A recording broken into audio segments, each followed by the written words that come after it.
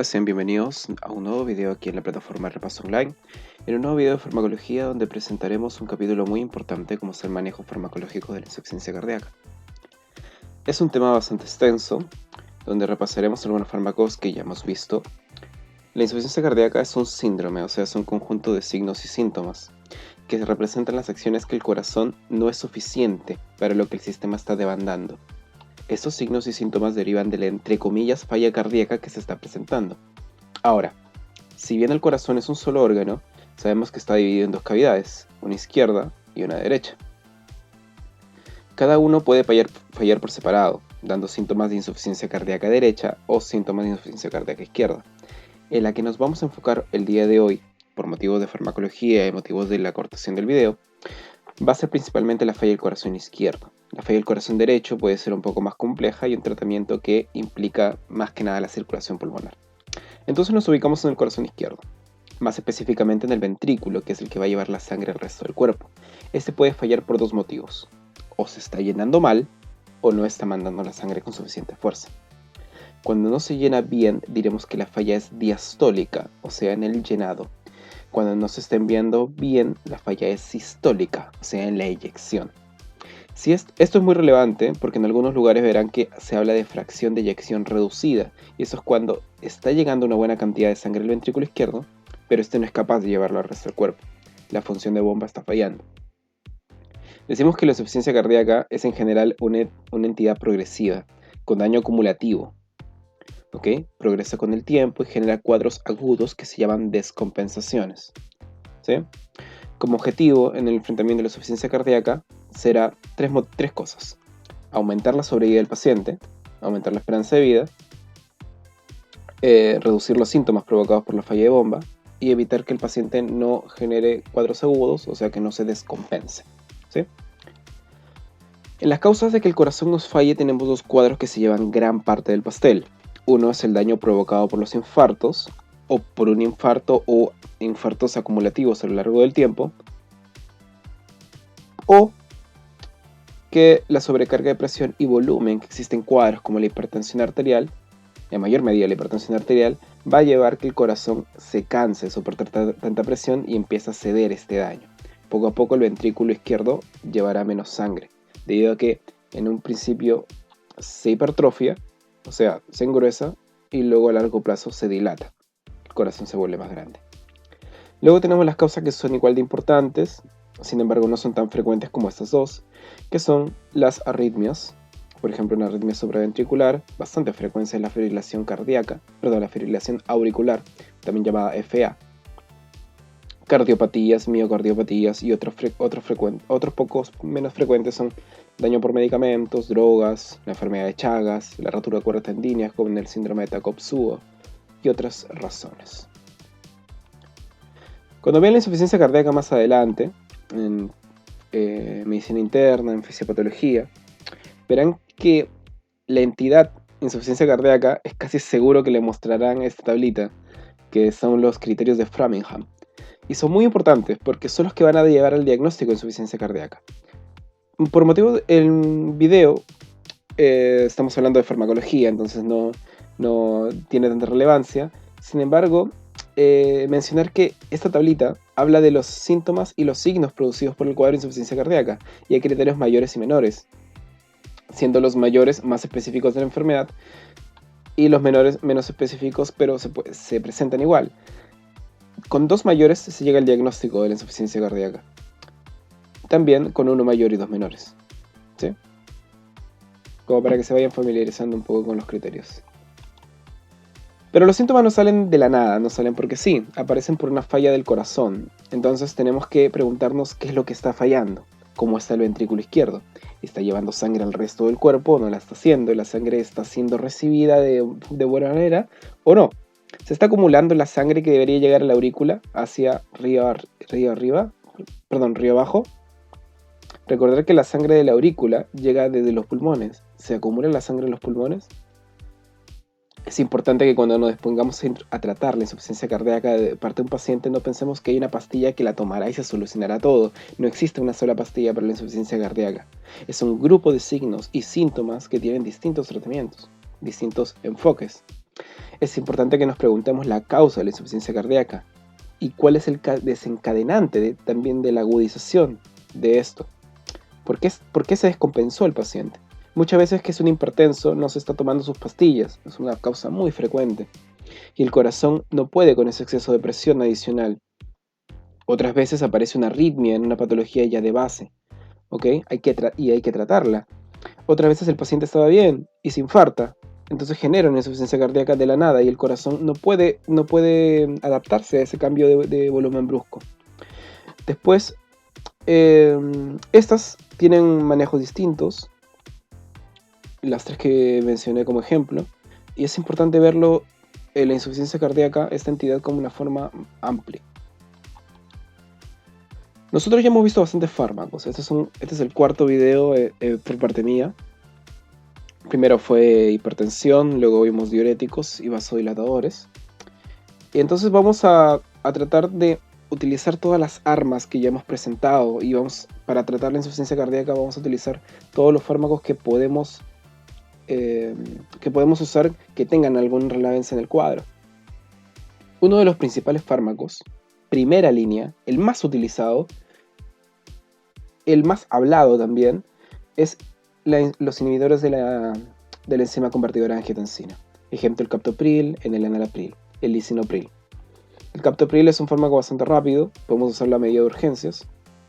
El enalapril y el lisinopril se utilizan como tratamiento crónico más a menudo. Recordar que inhiben la enzima convertidora, que también degrada la aradicinina, así que su principal efecto adverso es la tos. Si el paciente no tolera esta tos, porque es una tos seca, se puede cambiar por la segunda línea, que es el ARA2, ¿ok? O sea, también es primera línea, se considera como primera línea, pero si el captopril o el enalapril genera demasiada tos y es muy irritante, se utiliza el valsartán o el losartán, ¿sí? O candesartán, que provocan menos frecuentemente tos, pero son bastante efectivos. Pero los ensayos clínicos y la evidencia disponible a lo largo de la literatura avala que los IECA han disminuido la mortalidad mucho más ampliamente que cualquier otro medicamento en el tratamiento de primera línea de insuficiencia cardíaca. Otro fármaco que tenemos a disposición son los beta bloqueantes, que si bien son muy buenos, porque mejoran la hipertensión, y algunos son vasodilatadores, por ejemplo el nebivolol. Pero hay que tener ojo aquí en la insuficiencia cardíaca con los cardioselectivos, que reducen la frecuencia cardíaca. Los no selectivos pueden producir broncoespasmo, ¿ok? Es uno de sus efectos adversos debido al bloqueamiento de los los receptores beta adrenérgicos en la mucosa bronquial. Así que en pacientes con patologías obstructivas pulmonares, preferentemente no usarlos. Las tiazidas, la más utilizada o la que más conozco yo es la hidroclorotiazida, usada más como hipotensor que como diurético. La hidroclorotiazida es muy conocida, recordar que su efecto adverso principal es la hipocalemia. Otro sería que evita la pérdida de calcio en la orina, ¿sí? Por lo que podría ayudar en los cálculos.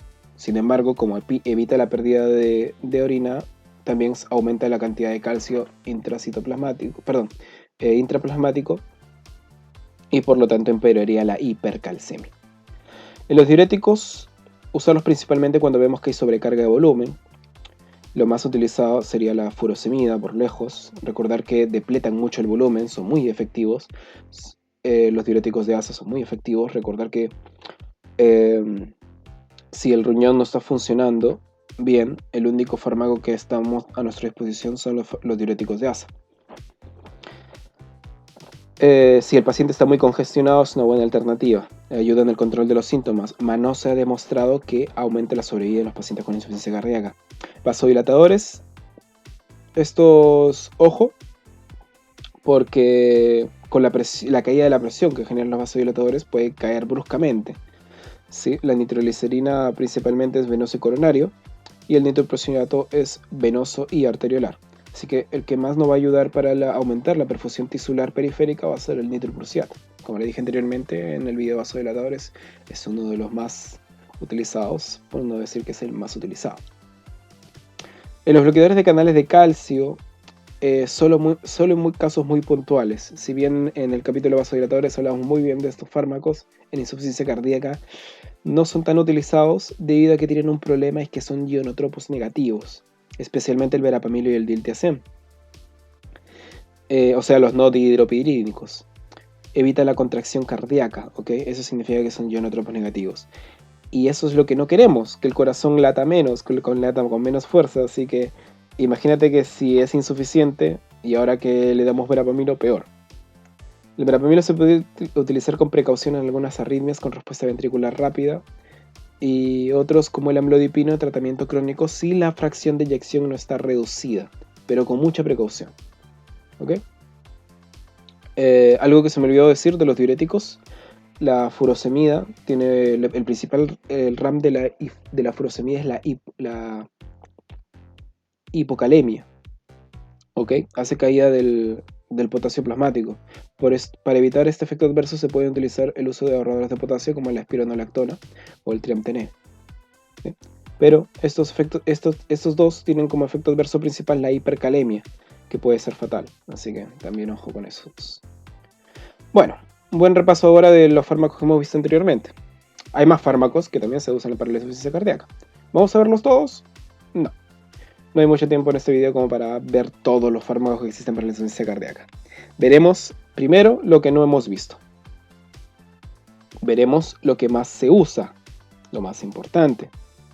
Y además lo más básico, porque de nada sirve hablar del fármaco experimental alfa-beta 150X si no lo van a volver a ver en su vida.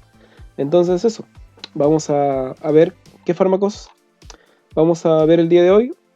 5 fármacos nuevos veremos. La ivabradina, ¿dónde está el mouse? La ivabradina, los glucósidos cardíacos, donde está la tan maltratada digoxina, la asociación sacubitril-valsartán, los ionotropos, que aumentan la contracción cardíaca, y el parecido al péptido natriurético, el neseritide. Con una ya más que suficiente introducción, vamos a ver el primer gran grupo de fármacos, que son los ionotropos, que son un gran número de fármacos. Sin embargo, los que nos vamos a enfocar actualmente van a ser en dos: los simpaticomiméticos y los glucósidos cardíacos, que lo vamos a ver en un capítulo aparte. Los simpatomiméticos tienen como por objetivo aumentar el volumen minuto, o sea, en sí los ionotropos en general, aumentan el volumen minuto y mejoran la perfusión tisular. Lo logran principalmente aumentando la contractibilidad cardíaca. Los dos más usados son la dopamina y la dobutamina, ¿okay? Ambas agonistas beta-1 adrenérgicos. Activan vías de AMP cíclico dependientes con aumento de la proteína quinasa A. Activan canales de calcio. Y va a ser esta apertura de canales de calcio mediante los receptores beta que van a estimular el músculo miocárdico. Aumenta la cantidad de calcio intracitoplasmático y el músculo miocárdico aumenta su acción, se contrae con más fuerza. Bloquea los receptores a nivel periférico. Los receptores beta se bloquean a nivel periférico, por lo que tienen una leve función vasodilatadora. La dopamina es una catecolamina precursora de la adrenalina, ¿ok? Si se acordarán. Tiene una función en los receptores dopaminérgicos, dopamina, y en receptores beta 1 y alfa principalmente. Es principalmente intravenoso, con una acción prácticamente instantánea y degradación al minuto o a los 3 minutos. A dosis controlada produce vasodilatación renal, vasodilatación coronaria y vasodilatación cerebral, así que es muy bueno para los órganos diana de la hipertensión. Reduce la liberación de renina, aldosterona y también reduce la tonicidad del sistema nervioso simpático, que como habíamos hablado anteriormente ya sabemos que es deleterio para el corazón. El sistema nervioso autónomo simpático y la retención de sodio produce el remodelamiento cardíaco, que es bastante fatal a largo plazo. Si se usan dosis muy altas de dopamina, empezarán a ocuparse los receptores alfa, ya no los beta, dando lugar a sus efectos adversos. En el corazón es taquiarritmogénico, o sea, aumenta la frecuencia cardíaca, y al aumentar la contractibilidad cardíaca también aumenta la demanda de oxígeno, agravando un posible síndrome coronario agudo. La dopamina es un fármaco que se usa principalmente en las emergencias. Hay una mnemotecnia que se llama "si el corazón no camina, usa dopamina", una mnemotecnia conocida. Los RAM más frecuentes son las náuseas, vómitos, mareos, aumento de la frecuencia cardíaca. Lo habíamos hablado anteriormente, altas dosis producen taquiarritmas, cardiopatías, elevan la presión arterial. Localmente puede inflamarse la vena puncionada donde se está aplicando la dopamina, causando una inflamación de la vena, una flebitis. O se puede extravasar, o sea, salir del torrente y causar necrosis en ese lugar. En personas que se están tomando tratamientos tipo dopa, como haloperidol, que es un antipsicótico, o metoclopramida, que es un fármaco que se ayuda mucho en las náuseas, para evitar las náuseas y los vómitos, hay que aumentar la dosis, lo que nos podría llevar a efectos adversos, así que ojo ahí. Está contraindicada en arritmias ventriculares, en feocromocitoma, que es un tumor productor de catecolaminas, evitar en infartos porque el aumento del consumo de oxígeno genera agravamiento de este síndrome coronario agudo, en taquicardias, en cardiopatías de tipo hipertrófico. Claro, si hay una disfunción de llenado en una cardiopatía hipertrófica, no vas a utilizar la dopamina, porque la disfunción no es de vaciado, sino de llenado.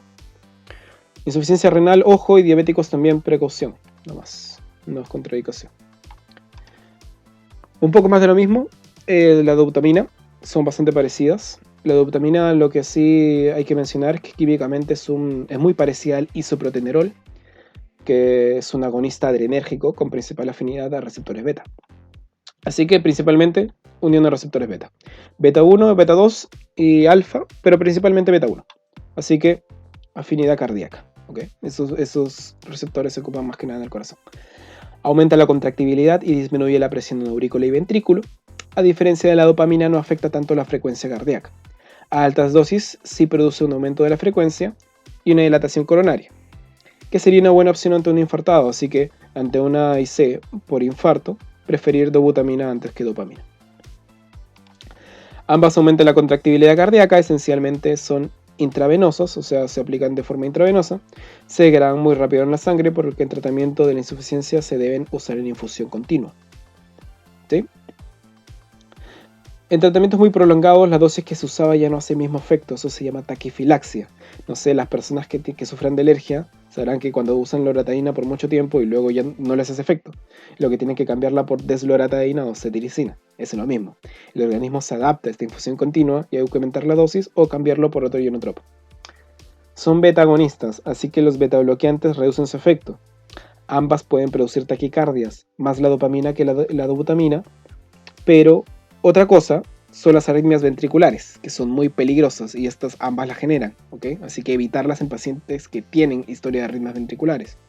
Necrosis y febritis ya lo habíamos hablado.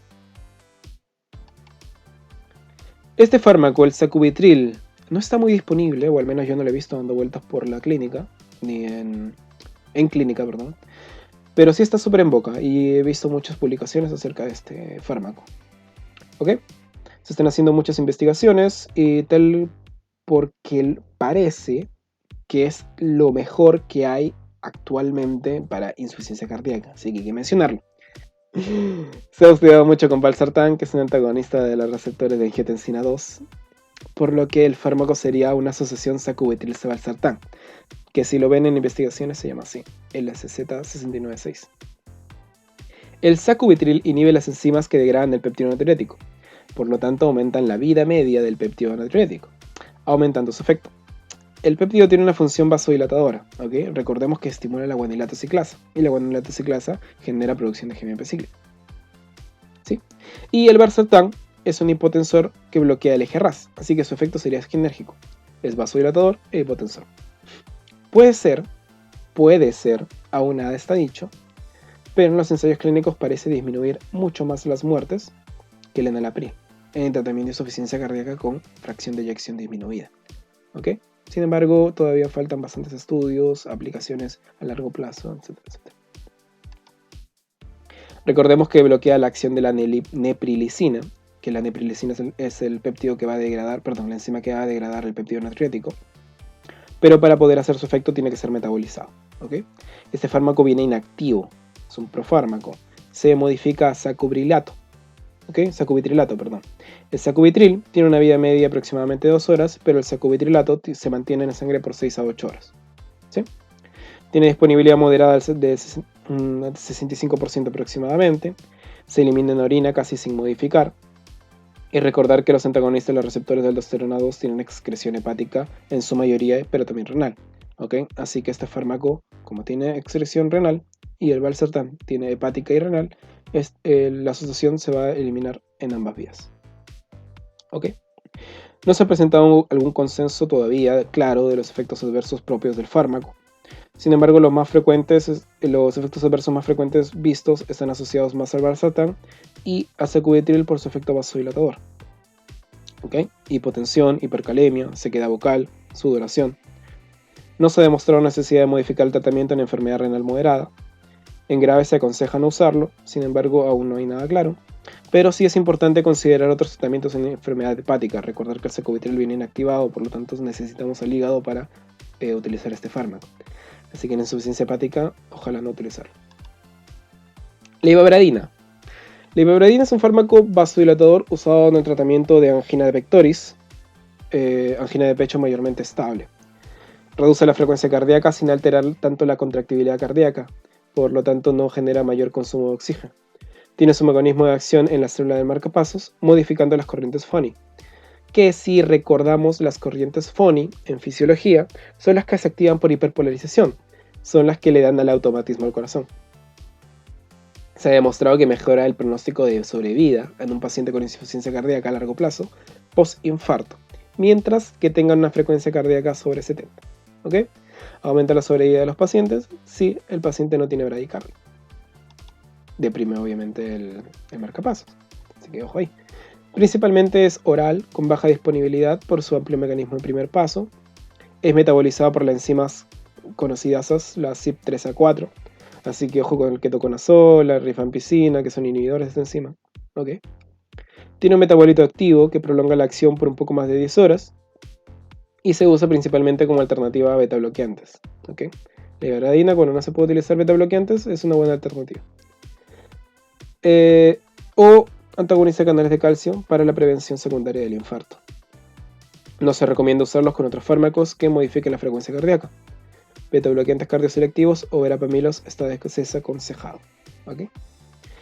Ojo con los inhibidores, como ya le había dicho, y los inductores de las CYP3A4. Ok. Los glucósidos cardíacos siguen siendo ionotropos, ya lo habíamos dicho, pero no podemos darle solo un par de diapositivas a la digoxina, ¿ok? Que es el más destacado en este grupo. La digoxina se obtenía naturalmente de la planta digitalis y annata. Desconozco si actualmente se sigue utilizando la digoxina producida por esta planta. Lo más probable es que se utilice de forma sintética, pero lo desconozco, la verdad. Este fármaco ha sido bastante maltratado al momento de hablar de fármacos de la insuficiencia cardíaca, pero activamente era una de las principales armas. Aumenta notoriamente la contractibilidad cardíaca y tiene funciones en el tratamiento de arritmias. Su mecanismo de acción es el de inhibir la bomba sodio-potasio de la célula miocárdica de forma competitiva. Genera que se acumule el sodio dentro de la célula, claro, porque no tiene la bomba que lo saque. Entonces se acumula el sodio dentro de la célula y ocupa otra vía para salir. Y esta vía va a ser la intercambiador de calcio. Por lo tanto, sale el sodio de la célula y entra el calcio. El calcio aumenta dentro de la célula y el músculo cardíaco se contrae con más fuerza. ¿Sí? Se usa de manera preferente vía oral, es un fármaco principalmente oral. Sus efectos aparecen en promedio a la hora de ser consumidos. Tiene muy poca unión a proteínas, por lo tanto vaga por el cuerpo sin un chaperón. Así que sus efectos pueden durar varios días y una de las cosas principales es que tiene amplia distribución por el cuerpo. ¿Okay? Es muy importante esto, se distribuye muy bien por el cuerpo, atraviesa todo, atraviesa placenta, atraviesa barrera renal, ¿sí? Se deposita en tejido magro. Ojo, esto es importante, porque en los pacientes que tienen obesidad no es tan importante el peso en sí. Lo que sí es importante es su peso magro, ¿ok? Porque no se deposita en la grasa, entonces se deposita en el músculo esquelético. Entonces hay que calcular la dosis con el peso magro y no con el peso total, porque no se encuentra tanto en la grasa el fármaco.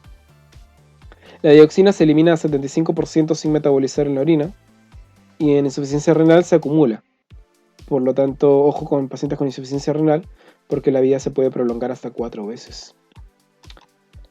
El motivo por el cual nadie le gusta usar la digoxina y la tratan de evitar en su mayor medida es por su estrecho margen terapéutico. Cuando usas a un paciente con digoxina, le das un poco y no le hace efecto. Le das un poquito más, tampoco le hace efecto. Le das un poco más y tampoco le hace efecto. Y le das un poquito más y se te intoxicó. Entonces hay un pequeño margen terapéutico para utilizar la digoxina. La intoxicación digitálica son el conjunto de efectos adversos en el corazón producto de la administración de digoxina. Principalmente en el electrocardiograma vemos una serie de datos que, si bien les puedo decir aquí PR más QRS ancho más QT corto, son irrelevantes si no sabemos leer bien un electrocardiograma. Lo que se resume en sí es que la conducción se hace más lenta y las corrientes dejan de funcionar. O sea, dejan de funcionar bien. Como su unión es competitiva con la bomba, si administramos potasio, reemplazará la digoxina y la bomba de sodio-potasio ATPasa.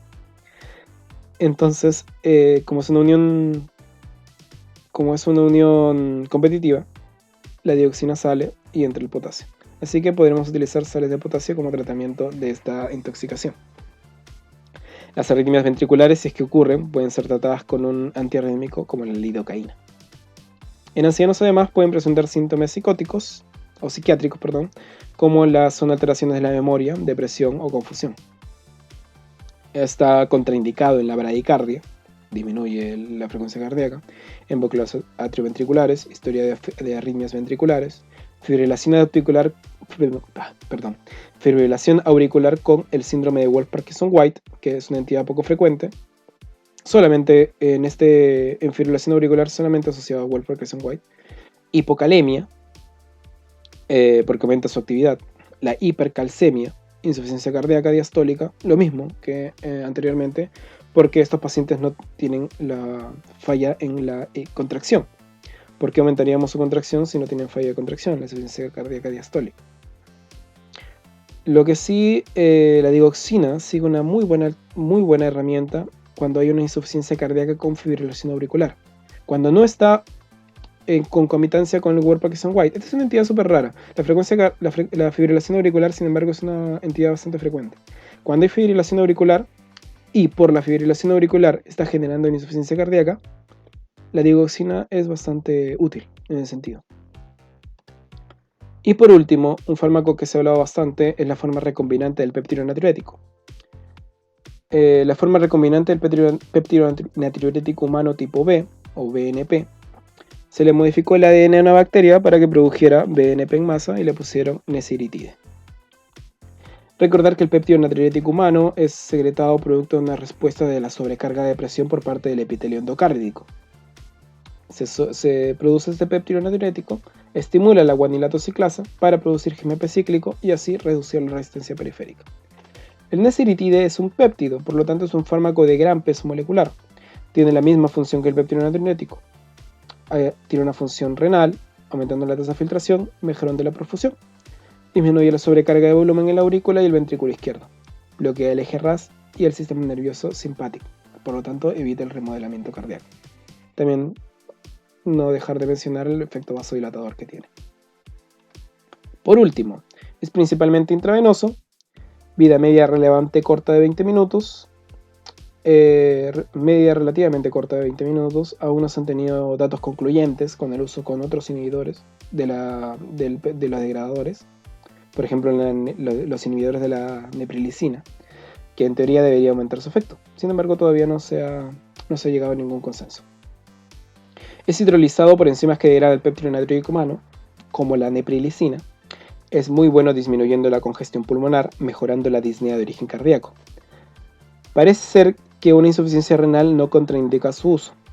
Parece ser. No hay estudios concluyentes.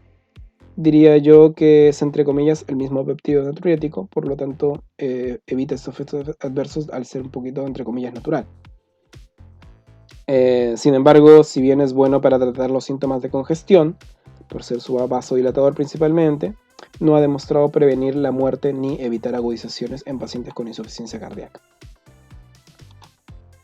Muy bien, para resumir, hemos visto una gran cantidad de fármacos, pero no sé cómo usarlos. Bueno, desde el primer video digo, hay que individualizar a cada paciente. Luego de saber que tu paciente tiene una insuficiencia cardíaca, Pregúntate tú qué tipo de síntomas tiene el paciente. Mi paciente está bien perfundido, tiene bajo llenado capilar, sus pulsos están débiles, está frío, tiene debilidad. Mi paciente está congestionado, está fallando la entrega de sangre al corazón, tanto que se acumula en los pulmones. O no tiene síntomas congestivos y lo que está fallando es la entrega de sangre en los tejidos. Tiene patologías de base que debería saber. Tiene un corazón típico. Hace 5 años estaba igual de enfermo que ahora.